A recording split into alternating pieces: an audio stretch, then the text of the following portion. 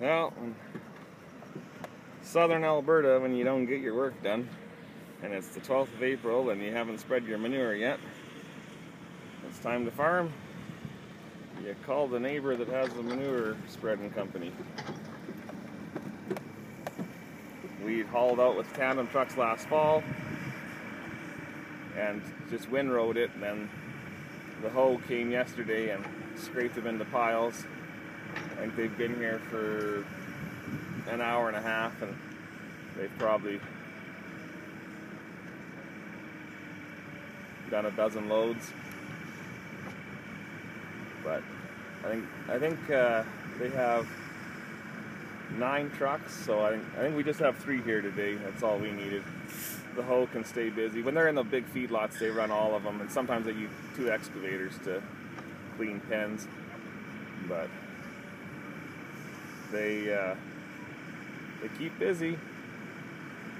But it just happened that it worked out that he could come here today, so we get him to do other excavating work for in the summertime when feedlots can't spread. A lot of them stockpile to the pivot corners because we're all irrigated. So, but thought we'd see how you don't get your work done, what you have to do. I think it costs lots an hour, but like I said, they'll get her done. I think they've already hauled 1 pile away, and then they're gonna haul from across the road. Dad is gonna have potatoes, and you can't put raw manure on potatoes, and so that wasn't the plan before. So now some of the manure that's in the pivot corner across the road will come over to this field instead.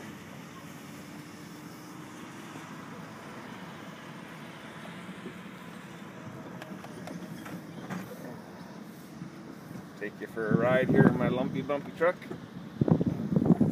I guess I should show you the manure truck rather than just out my window. We had this was a grain corn variety I just had in this little triangle last year, but I chopped it for silage.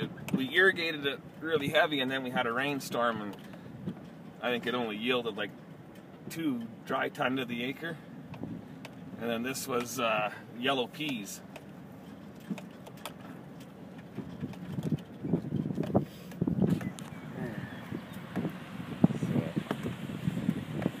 Oh, maybe that's sun, maybe I'm going the wrong direction. Maybe I should flip around. As you can see there, it's getting spread. It's not a perfect job, but the manure is nice and broke down, so that part's good.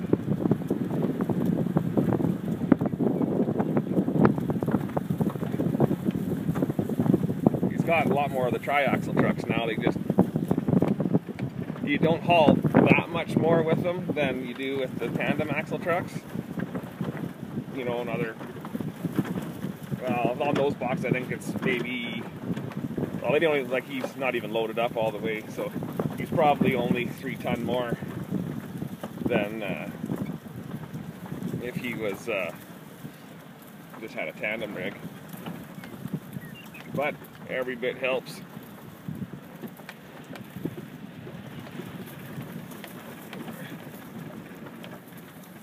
This is for us, this is a rolly piece of land.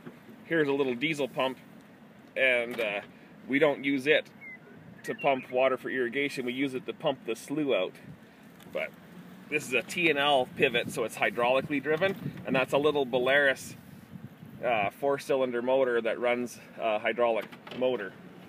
And like I said, you'll never see this very often, overground main line to the pivot, but this is actually a rented quarter section, and the old guy didn't want us to put underground main in besides the $8,000 it cost. We didn't do it. I'm gonna make everyone sick here. We'll go over and we'll see what the T800 doing there. Watch him spreading in the center.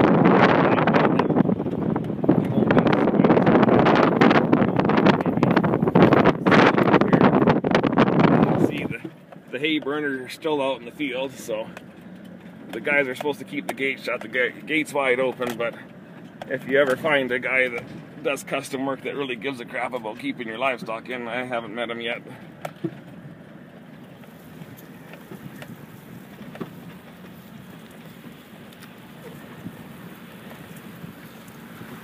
I think he's got 3 of these T800s.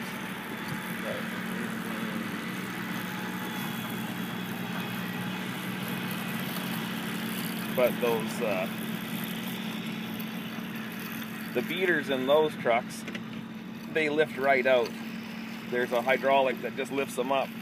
So when they want to stockpile in the summertime, like when they do compost for the feedlot, they leave the beaters on, and they'll kind of run it through once like that, and then they have a big mixer that goes through and mixes it every so often to keep the temperatures up and get it all composted. But like for most guys, if they're stockpiling in the summertime, then they just lift the beaters up, and then they can just unload everything.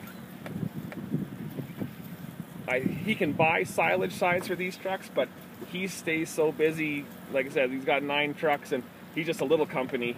And but he can stay so busy with manure that he's never been tempted to put silage sides on. And there's so many guys. This whole country's full of guys that want to haul silage.